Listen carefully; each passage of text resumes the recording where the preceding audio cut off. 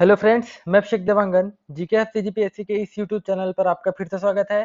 आज हम बहुत इंपॉर्टेंट टॉपिक पर चर्चा करने वाले हैं, कंप्यूटर का सामान्य परिचय। ये आपके हर एग्जाम के लिए जो व्यापम का होता है उसके हर एग्जाम के लिए इंपॉर्टेंट है। व्यापम के लगभग सभी एग्जाम में कंप्यूटर जरूरी है। कंप्यूटर का आना 10 क्वेश्चंस तो परमानेंट आता ही है, चाहे आप आरआई की बात करो, चाहे पटवारी की बात करो, या चाहे अभी आप जो जिला सहकारी बैंक का एग्जाम होने वाला है जिसपे 15 क्वेश्चन 15 नंबर का इसमें आ रहा है। बहुत इंपॉर्टेंट ये वेटेज रखता है आपके लिए। तो आज से हम कंप्यूटर का परिचय शुरू करते हैं और इससे इसकी सीरीज चलती रहेगी, जो पूरी की पूरी जो आप अधिनियम वाले चैप्टर पढ़ रहे हैं उसके साथ साथ हम पूरा का पूरा कंप्यूटर भी कवर करेंगे। तो कंप्यूटर वाला पोर्शन केवल इसके लिए नहीं, आप व्यापम की किसी भी एग्जाम्स की तैयारी कर रहे होंगे सबके लिए इंपॉर्टेंट है। तो चलिए आज की क्लास शुरू करते हैं, कंप्यूटर का सामान्य परिचय। देखिए, इससे पहले आप जरूर पढ़े होंगे, बहुत सारे वीडियोस में पढ़े होंगे कंप्यूटर के बारे में, इसके इंट्रोडक्शन के बारे में। आगे हम इसकी मेमोरीज के बारे में, आउटपुट इनपुट सबके बारे में पढ़ेंगे। लेकिन मैं कुछ दूसरे स्तर से दूसरे तरीके से पढ़ाने की कोशिश करूंगा, जिससे आपके व्यापम में जिस लेवल का क्वेश्चन आता है उस लेवल का क्वेश्चन एटलीस्ट आपसे बन जाए। ठीक, बेसिक से पढ़ाऊंगा लेकिन इतना क्लियर करवाऊंगा कि आपका इससे एक भी क्वेश्चन नहीं छूटेगा। चलिए देखते हैं कंप्यूटर का परिचय। पहले आपको सबको पता होगा, कंप्यूटर आप बचपन से पढ़ते आ रहे हैं, एक ही परिभाषा है, कंप्यूटर एक स्वचालित इलेक्ट्रॉनिक मशीन है, ऑटोमेटिक। यही क्वेश्चन सबसे पहले बनता है कि कंप्यूटर की विशेषताओं में कि कंप्यूटर क्या एक स्वचालित मशीन है। जी हाँ, कंप्यूटर एक ऑटोमेटिक स्वचालित मशीन है जो कि एक इलेक्ट्रॉनिक मशीन है, जो कि अब समझ रहा यहाँ पर क्या बोल रहा है, जो कि डाटा या निर्देशों को मैं पूरा बताऊंगा डायग्राम के थ्रू, इनपुट के रूप में ग्रहण करता है और निर्देशों के अनुरूप उसका विश्लेषण करता है तथा उसको आउटपुट देता है। अब आप इसको मैं इसको अच्छे से डायग्राम के थ्रू समझा रहा हूँ। देखिए, मान लीजिए कंप्यूटर है और कंप्यूटर का मेन काम क्या है। कंप्यूटर का अगर हम देखेंगे तो मेन भाग क्या है, यह है सीपीयू। याद रखिएगा, सीपीयू को ही कहा जाता है प्रोसेसर। सीपीयू को ही आप क्या बोलते हैं, प्रोसेसर बोलते हैं। तो मान लीजिए सीपीयू है और सीपीयू में ही क्या कर भाई, मॉनिटर तो आप केवल आउटपुट के रूप में यूज करते हैं ना। मेनली काम तो जो कंप्यूटर का मेन काम तो होता है वो प्रोसेसर में ही होता है। ठीक है, प्रोसेसर का अर्थ ही होता है सीपीयू। तो हम किसी भी पहले क्या कर रहे हैं, किसी भी कार्य को अगर मेरे को कराना है कंप्यूटर में, तो सबसे पहले क्या भेजना पड़ेगा उसको, सबसे पहले क्या देना पड़ेगा, डाटा। किसी भी चीज के लिए अगर मैं डाटा दूंगा, मतलब डाटा दूंगा मतलब वो क्या है, डाटा हुआ मेरा इनपुट। कहने का मतलब मैं सबसे पहले क्या दूंगा, किसी भी प्रोसेसर में इनपुट दूंगा और ये प्रोसेस करने के बाद मेरे को क्या दे देगा, वापस रिजल्ट दे देगा, आउटपुट। यही होगा भाई। हम कंप्यूटर को क्या कर रहे हैं, कंप्यूटर में इनपुट डाल रहे हैं और वो क्या किया, इनपुट के बाद वो हमको क्या दे दिया, आउटपुट दे दिया। आ रहा समझ में। लेकिन क्या इतना ही है, क्या नहीं, क्या ऐसी क्वेश्चन बनेगा, क्या इतना आसानी से तो नहीं बनेगा। तो क्वेश्चन देखिएगा कैसे बनेगा। हम इसकी कार्य प्रणाली को अगर मैं देखूं तो देखिएगा, कार्य प्रणाली में अगर मैं बात करूं कि ये कैसे कार्य करता है, किसी भी कोई कंप्यूटर को अगर हम सूचना देते हैं या डाटा देते हैं तो कैसे कार्य करता है, देखिए समझिएगा। कंप्यूटर को सबसे पहले हम क्या करना, समझिएगा, इनपुट तो दे रहे हैं लेकिन इनपुट से पहले, इनपुट तो तब हुआ ना जब कंप्यूटर में ये गया है। उससे पहले हमको कुछ कंप्यूटर को कुछ हमको सूचना तो देना है ना, इंफॉर्मेशन देना है। इंफॉर्मेशन को ही क्या बोलते हो आप, डाटा बोलते हो। तो हम सब कंप्यूटर पे, जैसे मैं बात करूँ, आप प्रेस करते हैं कंप्यूटर में, मान लीजिए कोई भी इसमें कीबोर्ड में अगर ए बी कुछ भी अगर आप लिख रहे हैं तो इंफॉर्मेशन दे रहे हो ना। तो सबसे पहले आप क्या कर रहे हो, उसमें डाटा भेज रहे हो, इंफॉर्मेशन दे रहे हो। तो कार्य प्रणाली के अंतर्गत सबसे पहला आता है, हम कंप्यूटर को क्या देते हैं, सबसे पहले डाटा देते हैं। डाटा को ही आप क्या बोल सकते हो, याद रखिएगा, डाटा को ही आप क्या बोलोगे, एक प्रकार से देखेंगे तो निर्देश। सूचना मत लिखिएगा, ठीक है, अगर मैं सूचना बोला हूँ उसको सुधार लीजिएगा। ठीक, सूचना और डाटा में अंतर अभी मैं आपको बताऊंगा।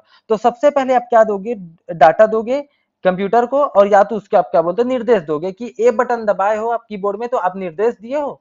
ठीक है, डाटा दिए हो, समझ रहे हो।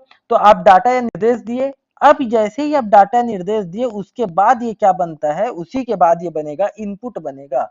उसी के बाद ये क्या बनता है, इनपुट बनेगा। आ रहा समझ में। अब ये तो हुआ ना, कंप्यूटर का इनपुट आपका डाटा देने के बाद ही तो हुआ। अब ये इनपुट कहाँ गया, अब ये गया कंप्यूटर में, सीपीयू में गया। अब सीपीयू में जाने के बाद ये क्या होगा, यहाँ पर प्रोसेस होगा। सीपीयू का मेन काम होता है प्रोसेस करने का, इनपुट को प्रोसेस करने का, डाटा को प्रोसेस करने का काम होता है प्रोसेसर का, और प्रोसेसर को ही कहा जाता है सीपीयू। अब प्रोसेस हुआ, प्रोसेस होने के बाद अब सब प्रोसेस हो गया, प्रोसेस होने के बाद ये क्या देगा आपको, सूचना दे देगा।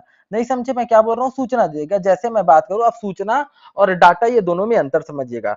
डाटा इनकम्प्लीट होता है, डाटा मान लीजिए मैं ए दबाया, बी दबा रहा हूँ, सी दबा रहा हूँ, डी दबा रहा हूँ, या ऐसे समझिएगा ए बी, अच्छे समझिएगा ए बी एच अलग अलग दबा रहा हूं, आई एस एच ई के ऐसे लिखा मैं, ठीक है। ये अलग अलग डाटा हुआ, अलग अलग निर्देश दिया मैं।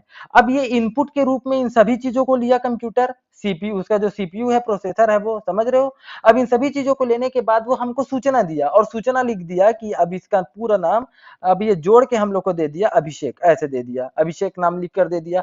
मतलब ये क्या हुआ, एक प्रकार से सूचना हमको दे दिया। तो सूचना होता है नंबर ऑफ जो डाटा है उसका कलेक्शन होता है, व्यवस्थित रूप से कलेक्शन को ही आप क्या बोलते हो, सूचना बोलते हो, समझ रहे हैं। तो याद रखिएगा, इनपुट में हमेशा आप डाटा दोगे, और जो प्रोसेस होने के बाद, प्रोसेसर के थ्रू प्रोसेस होने के बाद आपको सूचना मिलेगा। अब ये सूचना कहीं ना कहीं स्टोर तो होगा, तो याद रखिएगा सूचना के बाद आता है हमेशा मेमोरी आएगा, सूचना के बाद मेमोरी। मोस्ट इंपॉर्टेंट लगा लीजिएगा, ये कई बार क्वेश्चन आता है इसका कार्य प्रणाली। तो डाटा या निर्देश हम देंगे कंप्यूटर को, इनपुट के रूप में लेगा, प्रोसेस होगा, प्रोसेस कौन करेगा, प्रोसेस करता है प्रोसेसर। तो याद रखिएगा प्रोसेसर का मुख्य कार्य या सीपीयू का मुख्य कार्य क्या है, प्रोसेस करने का है, ठीक है। अब उसके बाद ये सूचना देगा, ठीक है, डाटा को व्यवस्थित रूप से जमा कर सूचना देगा, और सूचना मेमोरी में स्टोर हो जाएगा।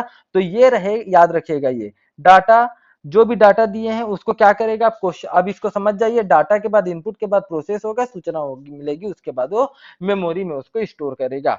आ रहा है समझ में, इंपॉर्टेंट है, ठीक है, इंपॉर्टेंट है। ये है कंप्यूटर की कार्य प्रणाली, एक्चुअल में ऐसे कार्य करता है कंप्यूटर, ठीक है। इंपॉर्टेंट लगा लीजिए, जितना इंपॉर्टेंट हो सकता है, ये डायरेक्ट क्वेश्चन आता है। तो अभी मैं आपको क्या बताया, कंप्यूटर एक स्वचालित इलेक्ट्रॉनिक मशीन है। अभी हम इसके बारे में पढ़ेंगे, इसके विशेषताओं के बारे में। इसके बाद क्या लिखा है, जो डाटा या निर्देशों को, जो डाटा या निर्देशों को, देखिए डाटा या निर्देशों को इनपुट के रूप में, ये देखो इनपुट के रूप में ग्रहण किया, और निर्देशों के अनुरूप उसका विश्लेषण किया, देखिए प्रोसेस किया पूरा। उसके बाद उसको आउटपुट के रूप में, सूचना को ही क्या बोलते हो, सूचना को ही कहा जाता है आउटपुट। सूचना को ही क्या बोलोगे आप, आउटपुट। और आउटपुट जो मिला है हमको, वो क्या होता है, मेमोरी में स्टोर होता है। तो सूचना या आउटपुट एक ही है। क्लियर है। चलिए अब हम इसकी विशेषताओं को देखते हैं। हमेशा किसी भी, अगर मैं बात करूं विशेषताओं की, तो विशेषताएं इंपॉर्टेंट ये नहीं है कि कंप्यूटर की क्या विशेषता है, इसमें इंपॉर्टेंट यह है कि कंप्यूटर के निम्न में से क्या चीज जो है वो कंप्यूटर की विशेषता नहीं है। इससे क्वेश्चन आता है, क्योंकि विशेषता तो कई सारे हैं। जैसे एग्जांपल के लिए आप इसको देख लीजिएगा, स्क्रीनशॉट ले लीजिएगा, पूरा नोट कर लीजिएगा। जैसे क्या है, तेज गति से डाटा प्राप्त करना, ये आपको भी पता है, तेज गति से डाटा प्राप्त करना कंप्यूटर की क्या है, एक विशेषता है। मतलब लार्ज कैपेसिटी, अधिक क्षमता, कंप्यूटर की अधिक क्षमता होती है, हार्ड डिस्क के बराबर कितनी बड़े बड़े डाटा को स्टोर कर लेती है, ठीक है। सटीकता, शुद्धता जिसको आप बोलते हैं, त्रुटि रहित कार्य, अर्थात अगर आप इसको जो भी कार्य देंगे वो उसको बिना त्रुटि का वो कर देगा, इतनी शुद्धता होती है, इतनी सटीकता होती है, समझ रहे हैं। ये तीन हुआ। स्थायी स्टोर, आप इसको स्थायी रूप से भी, अस्थायी रूप से तो आपका रैम में होता ही है, साथ ही साथ आपको क्या होता है, आपके स्थायी रूप से भी आप इसको क्या कर सकते हो, किसी भी डाटा को, किसी भी आप इस सूचना को स्टोर करके रख सकते हो। उपलब्धता, कहीं भी उपलब्ध है, उपलब्धता का मतलब है लगभग सही सभी जगह पे, सभी स्टोर पे आपको देखने को कंप्यूटर मिल जाए, लगभग सभी जगह पे आज के समय में उपलब्ध है। मल्टीटास्किंग वर्क, एक साथ कई कार्य इसमें कर सकते हो, ठीक है। लचीलापन, लचीलापन का मतलब क्या होगा, कंप्यूटर के प्रोग्राम में कुछ भी कहीं भी से आसानी से आप उसको चेंज कर सकते हो। जैसे संविधान हमारा क्या है, लचीला ही है ना, लचीला और कठोर है। लचीला मतलब आप उसमें संविधान में संशोधन करके कभी भी कुछ भी बदलाव कर सकते हो। वैसे ही कंप्यूटर क्या है, लचीलापन है, इसके प्रोग्राम में कभी भी बदलाव किया जा सकता है, ठीक है। अगला क्या है, स्फूर्ति। स्फूर्ति आपको भी पता है, तत्परता से कार्य, मतलब इतना स्फूर्ति है कि बिना रुके कार्य कर सकता है, ठीक है। उसके बाद स्वतः ही कार्यों का निष्पादन करता है, स्वचालित, अभी बताए थे। इसका देखिए स्वचालित, इसमें परिभाषा में लिखा है कंप्यूटर एक स्वचालित ऑटोमेटिक इलेक्ट्रॉनिक मशीन है, तो यही बोला है स्वतः ही कार्यों का निष्पादन करता है, इसलिए इसको क्या बोलते हैं, ऑटोमेटिक इलेक्ट्रॉनिक मशीन, या आपका स्वचालित इलेक्ट्रॉनिक मशीन बोलते हैं, ठीक है। उसके बाद है थकावट रहित, बिना थके हुए कार्य करता है, ठीक है। याद रखने की शक्ति, आप इसमें एक बार स्टोर कर दिए तो कई सालों तक ये रहेगा, याद रखने की शक्ति। एक जैसा कार्य, आपको भी पता है एक जैसा कार्य करता है ना। और उसके बाद देखिए पोर्टेबिलिटी मतलब क्या है, इसका मतलब है कि कहीं भी आप इसको लाना ले जाना कर सकते हैं, है ना। पहले के जब कंप्यूटर बनते थे प्रथम पीढ़ी के, तब बहुत बड़े होते थे, अब आप इसको कहीं भी ले जा सकते हो।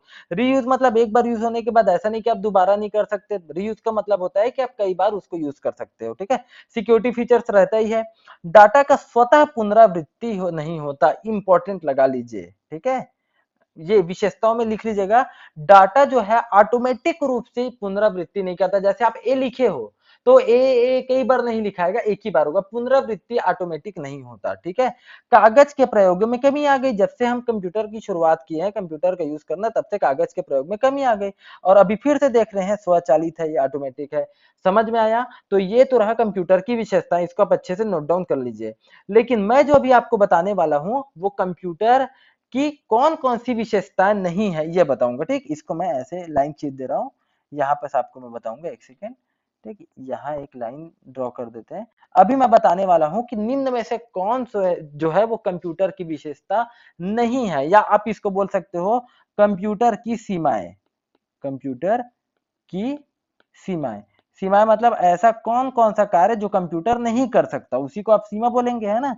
या विशेषता नहीं है, ऐसा भी लिख लीजिए, जो विशेषताएं नहीं है, ऐसे ऐसे कौन कौन से चीज है। इंपॉर्टेंट लगा लीजिए, बहुत ज्यादा इंपॉर्टेंट है ये, ठीक है। चलिए एक सेकेंड देखिएगा, कौन कौन सा। पहला पहला मैं बात करूं इसका, तो ये क्या होता है, बुद्धिहीन होता है।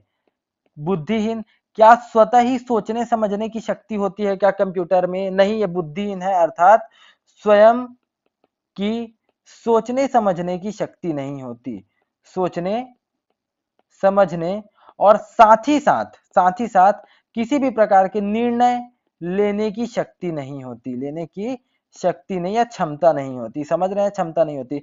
आप जो निर्णय इसको दोगे, जो बोलोगे, जैसे आप मतलब आप बोलोगे जैसे 10 into 20 बोलोगे, तो ये क्या करेगा, जो आप मल्टीप्लाई कर रहे हो वही लेगा, स्वयं से निर्णय नहीं लेगा कि इसको भाग करना चाहिए। जो भी, जैसे मैं बात करूं 4/5 आपको लाना था, कितना जो भी आपको लाना था, लेकिन ये अपने हिसाब से ऐसा नहीं लाएगा कि आप जो गलत कर रहे हो उसको भी सही लिख के दे दे, ठीक है। जैसा आप उसको निर्देश दोगे वैसा ही वो आपको आउटपुट देगा। क्लियर। अपने से सोचने समझने की और निर्णय लेने की शक्ति इसमें नहीं है। यही क्वेश्चन बार बार आता है। अब दूसरा ये भी आता है इंपॉर्टेंट, यही सब तो इंपॉर्टेंट है कंप्यूटर की सीमाओं में। दूसरा मैं आपको क्या बताया हूं समझिएगा, लेकिन दो चीज में अंतर, इसको अच्छे समझिएगा। इसमें मैं बता रहा हूं, सेकेंड, यह डाटा का डाटा का एक सेकेंड, यह इसको अच्छे से लिख देता हूं, यह डाटा का एनालिसिस नहीं करता, एनालिसिस नहीं करता, ठीक है। यह डाटा का एनालिसिस नहीं करता, तो किसका एनालिसिस करता है, यह सूचना का, जो इंफॉर्मेशन है, जो इंफॉर्मेशन है, ये इंफॉर्मेशन का क्या करता है, एनालिसिस करता है। समझ रहे, अब करता है, अब समझना ये क्या है, इंपॉर्टेंट है। डाटा का एनालिसिस नहीं करता, डाटा मतलब निर्देश, जो निर्देश दिए हैं उसका। जैसे मैं बात करूं, आप ए कमांड डाले हो, आप जैसे कीबोर्ड है, कीबोर्ड में आप ए बटन दबाए हो, तो जो भी आप निर्देश दिए हो वो उसका एनालिसिस नहीं करेगा कि क्या है, कैसा है, क्यों दिया गया है, इसका एनालिसिस नहीं करता वो। आप जो डाटा दिए हो वो उसी को ही एक्सेप्ट करेगा। और लेकिन जो सूचना, ये आप डाटा दिए हो इनपुट के रूप में दिए हो। अब जो हमको, जैसे मैं बता रहा हूं, जैसे देखिए ये है डाटा जो आप दिए वो इनपुट के रूप में दिए हो। अब जो सूचना मिली है इसका एनालिसिस करता है। याद रखिएगा, कंप्यूटर कभी भी डाटा का एनालिसिस नहीं करता, कंप्यूटर हमेशा सूचना का एनालिसिस करता है। मोस्ट इंपॉर्टेंट यही टॉपिक, यही आपका पॉइंट आता है। कंप्यूटर की सीमाओं में यहीं से क्वेश्चन आएगा। बाकी आप सबको पता है, विद्युत की निर्भरता, मतलब विद्युत जो इलेक्ट्रिसिटी की निर्भरता होती है, ये आपको भी पता है। वायरस का खतरा रहता है, ये सबको पता है। खर्चीला होता है, ये तो बड़ा सामान्य सा, इसका आप देखते हैं तो जो सीमाएं हैं या कमियां हैं, आप सबको पता है ना। इसको आप कमी भी बोल सकते हैं, कमी भी बोल सकते हैं, ठीक। लेकिन ये दो चीज है जो घुमाने के लिए बार बार देता है। पहला, कंप्यूटर बुद्धिहीन है, स्वयं की सोचने समझने की क्षमता नहीं है, ना कि स्वयं की निर्णय लेने की कोई क्षमता है। और उसके साथ साथ यह डेटा का या डाटा का एनालिसिस या निर्देशों का एनालिसिस नहीं करता, तो किसका करता है, या सूचनाओं का या इंफॉर्मेशन का एनालिसिस करता है। क्लियर। ठीक, चलिए इसको मैं मिटा रहा हूं ना, इसके बाद ये वाला पोर्शन को अभी मैं मिटा दूंगा। चलिए अगला देखते हैं, ये हो गया कंप्यूटर की विशेषता समझ लीजिए। अब हम सामान्य परिचय देख रहे हैं, तो प्रथम कंप्यूटर, प्रथम प्रोसेसर, प्रथम सुपर कंप्यूटर, इन सभी चीजों को भी देखना हमारे लिए जरूरी है। तो आज हम बात करते हैं भारत का प्रथम कंप्यूटर और विश्व का प्रथम कंप्यूटर। उससे पहले चूंकि हम बात कर रहे हैं प्रोसेसर की, प्रोसेसर का मुख्य कार्य होता है, प्रोसेसर का भी मुख्य कार्य क्या बताया, प्रोसेस करना। और प्रोसेसर है क्या एक्चुअल में, सीपीयू। कंप्यूटर मेनली क्या है, सीपीयू ही तो है ना, सेंट्रल प्रोसेसिंग यूनिट जो है वही तो है, मेन प्रोसेस करने का काम करती है। तो प्रथम प्रोसेसर क्वेश्चन आया, विश्व का प्रथम प्रोसेसर कौन सा होगा। प्रथम प्रोसेसर मतलब प्रथम सीपीयू कौन सा होगा। तो विश्व का प्रथम अगर क्वेश्चन आ जाए, प्रथम प्रोसेसर कौन सा है, तो वो है इंटेल, इंटेल 4004। इंटेल 4004, ये याद रखिएगा 1971 में यूएस में इसको बनाया गया था, 1971 में यूएस में। परंतु जब इसको बनाया गया था तो याद रखिएगा ये 4 बीट का था। बाद में बताऊंगा कि 4 बीट 8 बीट क्या है। 4 बीट का बनाया गया था इसको, समझ रहे हैं। तो प्रथम क्वेश्चन आया कि विश्व का प्रथम प्रोसेसर या सीपीयू कौन सा है, तो इंटेल 4004 है। ठीक, दूसरा अगर आया तो क्या है, सेम है, इंटेल कंपनी के द्वारा बनाया गया था। इंटेल, इंटेल मेनली सीपीयू के नाम से, प्रोसेसर के नाम से ही जाना जाता है। इंटेल 8008 याद रखिएगा। भारत सॉरी विश्व का दूसरा प्रोसेसर है और इसको जस्ट एक साल बाद 1972 में बनाया गया। इसको भी यूएस के द्वारा बनाया गया। और ये जो बनाया गया था ये था 8 बीट का। ये क्या था, 8 बीट का था, समझ रहे हैं। ये था 8 बीट का। क्लियर है। तो इसको आपको याद रखना है। विश्व का प्रथम प्रोसेसर बोल दिया जाए तो ये लगाना है और दूसरा ये है। लेकिन अगर आपसे यही क्वेश्चन भारत के परिप्रेक्ष्य में पूछ दे, ठीक है, भारत का अगर पूछ दिया जाए कौन सा, एक सेकेंड, भारत का अगर क्वेश्चन आ जाए तो भारत का कौन सा होगा समझिएगा। भारत का प्रथम प्रोसेसर कौन सा होगा, प्रथम की बात कर रहा हूं ना, प्रथम प्रोसेसर मतलब प्रथम सीपीयू, तो वो है शक्ति है, शक्ति। भारत का प्रथम प्रोसेसर कौन सा होगा, शक्ति। और इसको बनाया गया 2018 में। अर्थात भारत 2018 से पहले भारत का खुद का कोई प्रोसेसर इनबिल्ट किया हुआ प्रोसेसर नहीं था, समझ रहे हैं। और इसको बनाया गया आईआईटी मद्रास के द्वारा बनाया गया। आईआईटी मद्रास के द्वारा भारत का प्रथम प्रोसेसर बनाया गया और उस प्रोसेसर का नाम क्या था, शक्ति था। इंपॉर्टेंट लगा लीजिए ये इसको, ठीक है, इंपॉर्टेंट लगा लीजिए। भारत का प्रथम प्रोसेसर कौन सा हो जाएगा, शक्ति, जो 2018 में आईआईटी मद्रास के द्वारा बनाया गया था। क्लियर है। ठीक, ये तो रहा प्रोसेसर की बात। बाकी हम पूरा देखेंगे ना आगे डिटेल में, समझ में आया। प्रोसेसर कहाँ लगाया जाता है भाई, स्वाभाविक सी बात है, क्वेश्चन आ जाए कंप्यूटर कहाँ लगाया जाता है, तो भाई कंप्यूटर में लगाया जाता है ना। अब क्वेश्चन आ जाए कि भारत का और विश्व का प्रथम कंप्यूटर कौन सा है। तो विश्व की अगर हम बात करें तो मैं सुपर कंप्यूटर की बात नहीं कर रहा हूं, मैं एक सामान्य कंप्यूटर की बात कर रहा हूं। तो विश्व का प्रथम कंप्यूटर अगर आ जाए तो याद रखना है वो है पहला, वो है मिकरल जिसको आप बोलते हैं। ठीक है, ये विश्व का प्रथम कंप्यूटर है जिसको बनाया गया था 1972 में यूएस के द्वारा। 1972 में, आप समझिएगा, बहुत अच्छा चीज बता रहा हूं। देखिए 1971 में बनाया गया प्रथम प्रोसेसर, बनाया गया सीपीयू जो कि 4 बीट का था। और 1972 में एक साल बाद ही क्या बनाया गया, दूसरा प्रोसेसर बनाया गया इंटेल 8008 जो कि 8 बीट का। और 1972 में ही विश्व का प्रथम कंप्यूटर आया गया, कौन सा, नाम क्या था, मिक्रल, 1972 में यूएस के द्वारा। तो इसमें कौन सा प्रोसेसर यूज होगा बताइए, 4 बिट वाला कि 8 बिट वाला। तो भाई की बात है, 72 में 8 बिट वाला जब लॉन्च हुआ तो यहाँ पर कब कौन सा किया जाएगा, कौन सा यूज किया जाएगा, यहाँ पर हम देखेंगे तो सॉरी, यहाँ पर किया जाएगा इंटेल 8008 प्रोसेसर का यूज किया जाएगा, क्योंकि ये 8 बीट का था और 8 बीट 72 में बना और 72 में मिक्रल भी बना, इस वजह से, समझ रहे हैं। तो पहला क्वेश्चन है, पहला कौन सा है विश्व का प्रथम, तो हो जाएगा मिक्रल। दूसरा अगर आ जाए तो वो है अल्टेयर। दूसरा क्या है, अल्टेयर है। दूसरा क्या है, अल्टेयर है। और इसको बनाया गया था 1974 में, इसको भी यूएस के द्वारा बनाया गया था।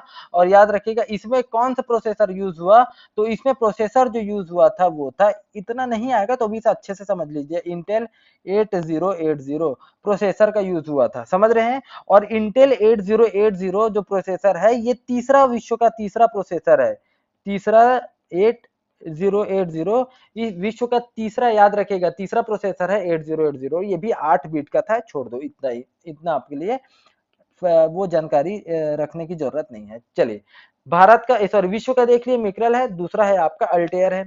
अगर बात आई भारत का सबसे पहला कंप्यूटर कौन सा है, तो भारत का सबसे पहला कंप्यूटर है, याद रखिए, ये TIFRAC। अब इसको कैसा भी इसका प्रोनाउंसिएशन कर लीजिए, मैं तो इसको तिफरा के नाम से जानबूझ के बिलासपुर में तिफरा जगह है इसलिए तिफरा तिफरा बोलता हूँ, ठीक है। आप इसको TIFRAC, ये भारत का पहला कंप्यूटर है जिसको बनाया गया था, याद रखिएगा, इसको बनाया गया था 1956 में, 1956 में मुंबई, मुंबई में बनाया गया था, याद रखिएगा, समझ रहे हैं, 1956 में मुंबई में बनाया गया था। भारत का पहला कंप्यूटर है, भारत का पहला कंप्यूटर। लेकिन कई बार इसको ना देके ऑप्शन में दे दिया जाता है, याद रखिएगा, ऑप्शन में दे दिया जाता है सिद्धार्थ, ऑप्शन में दे दिया जाता है सिद्धार्थ, और ज्यादातर ऑप्शन में सिद्धार्थ ही दिया रहता है। ज्यादातर आप ऑप्शन में सिद्धार्थ देखेंगे, तो क्वेश्चन में याद रखिएगा, देखना, अगर विकल्प में ये नहीं रहा तो आपको सिद्धार्थ ही मिलेगा। तो अगर भारत का प्रथम कंप्यूटर ये ऑप्शन में नहीं है तो आपको क्या लगाना है, सिद्धार्थ ही लगाना है, समझ रहे हैं। और इसको बनाया गया 1986 में हैदराबाद में, हैदराबाद में बनाया गया, क्लियर है, 1986 में हैदराबाद में बनाया गया।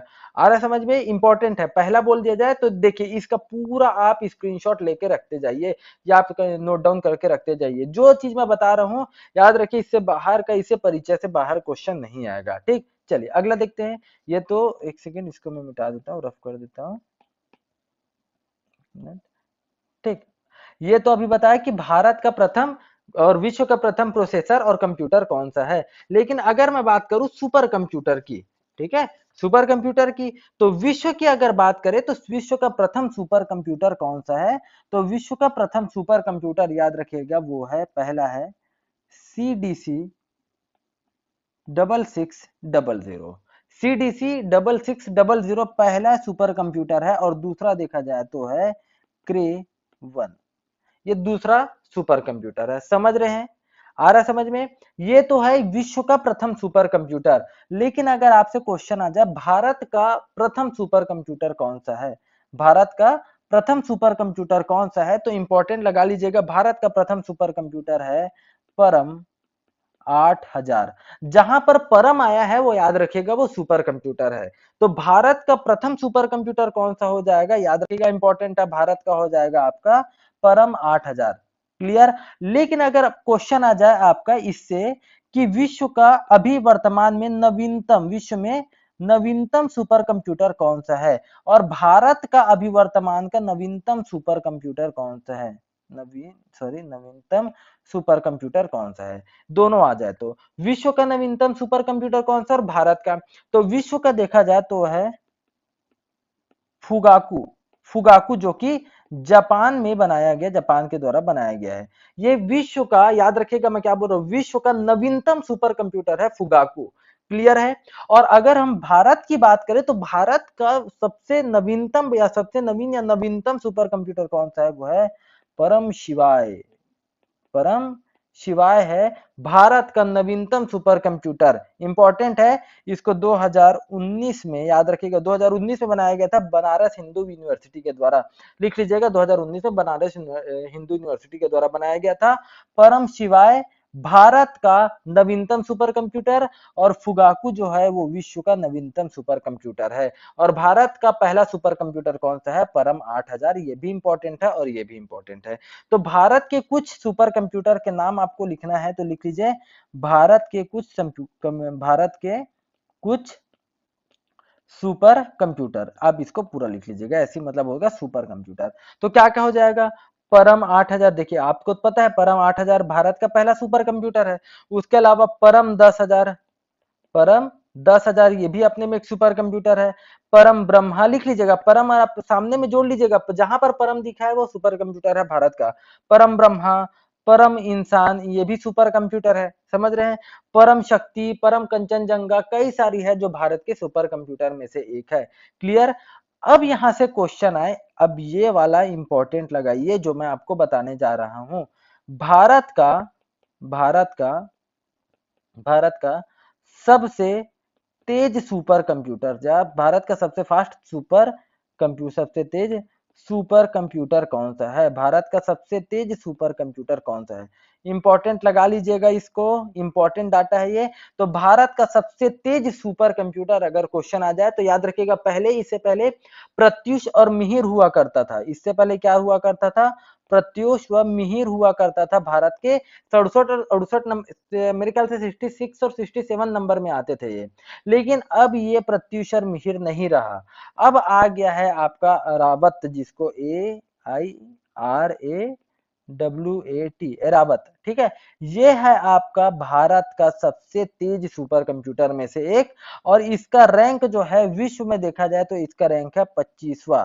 ठीक है, AI आप इसको आर्टिफिशियल इंटेलिजेंस मतलब कृत्रिम बुद्धिमत्ता से रिलेट तेज सुपर कंप्यूटर बोल सकते हैं इसको, एरावत को, जो कि विश्व के 500 में से देखा गया है सुपर कंप्यूटर में से 75वें नंबर पर है। लेकिन ये विश्व के परिप्रेक्ष्य में और भारत में अगर देखा जाए सबसे तेज सुपर कंप्यूटर, ये अभी का डाटा है, ये 23 का ही डाटा है, याद रखिएगा, है ना। तो ये इंपॉर्टेंट डाटा है। इससे पहले प्रत्युष और मिहिर हुआ करता था, वो अब नहीं रहा, अब है एरावत है। क्लियर? आ रहा है समझ में? ठीक है, जो बता रहा हूं अच्छे से आप नोट डाउन करिएगा। और क्वेश्चन अगर ये आ जाए कि विश्व का सबसे तेज सुपर कंप्यूटर कौन सा है, तो विश्व का सबसे नवीन कंप्यूटर कौन सा है? फुगाकू है, और यही सबसे तेज सुपर कंप्यूटर भी है विश्व का, पहले नंबर पर। समझ रहे हो? तो पहले नंबर पर सबसे तेज सुपर कंप्यूटर और सबसे नवीनतम सुपर कंप्यूटर विश्व में है फुगाकू, और भारत का सबसे बोल सकते हैं नवीनतम सुपर कंप्यूटर है परम शिवाय, और सबसे तेज सुपर कंप्यूटर है आपका एरावत है। क्लियर? ठीक, और ये भी इंपॉर्टेंट, भारत का पहला सुपर कंप्यूटर है परम 8000। क्लियर है? चलिए अगला देखते हैं। विश्व का नवीनतम सुपर कंप्यूटर अभी देख लिए, विश्व का नवीनतम सुपर कंप्यूटर देखें अभी। ठीक है, सबसे नवीनतम कौन सा? फुगाकू, और आपका नवीनतम भारत का है परम शिवाय। ठीक हो गया, चलिए आगे देखते हैं। अब देखते हैं कुछ आविष्कारक देखते हैं जो आपके लिए इंपॉर्टेंट हो सकता है। अगर आपको याद रखना है कुछ सुपर कंप्यूटर के नाम, तो मैं लिख देता हूं। जैसे हम पढ़े हैं फुगाकू, ये किसका है? यह है जापान का है। फुगाकू कौन बनाया? जापान बनाया है। ठीक है, अगर मैं बात करूं SUMMIT, अब इसको आप जैसा भी पढ़ लीजिए, समिट है ना, समिट वमिट जो भी पढ़ लीजिए, ये यूएस का है। ठीक, अब सनवे अगर हम देखेंगे SUNWAY, सनवे ये है चीन का है। सनवे किसका है? चीन का है। ठीक है, और सियारा अगर हम पढ़े तो SIERA, सियारा, ये भी यूएस का है। कई अलग अलग है, जैसे तियानहे जिसको आप बोलते हैं, सॉरी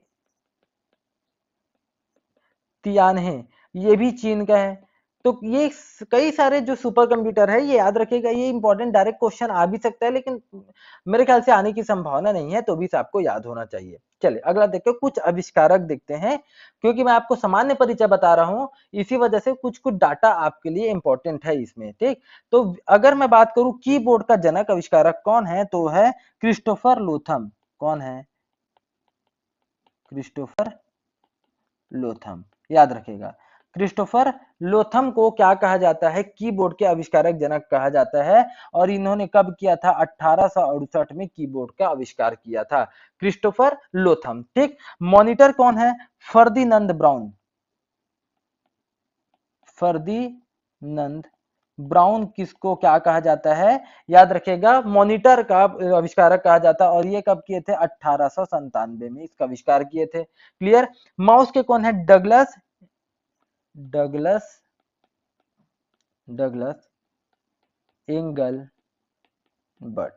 कौन है? डगलस एंगलबर्ट को माउस का जनक कहा जाता है, और ये माउस की स्थापना का सॉरी माउस का आविष्कार कब किए थे? 1964 में किए थे। क्लियर है? और अगर सीपीयू देखिए, सीपीयू आप बोल सकते हैं प्रोसेसर, इसके स्थापना सॉरी आविष्कारक या जनक कौन है? तो है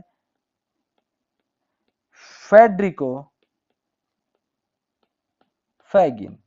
फेडरिको फैगिन को प्रोसेसर का या फिर सीपीयू का जनक कहा जाता है, और ये इसके कब इसको आविष्कार किए थे? 1971 में।